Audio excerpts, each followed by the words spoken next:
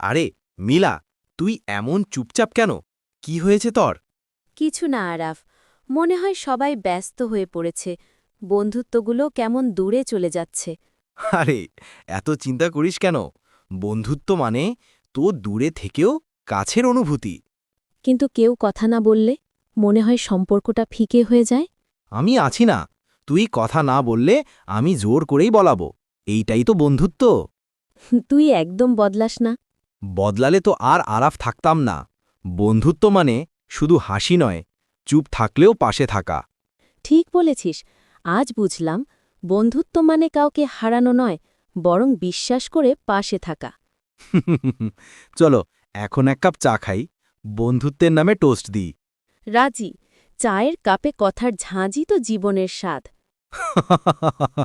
ঠিক তাই বন্ধু।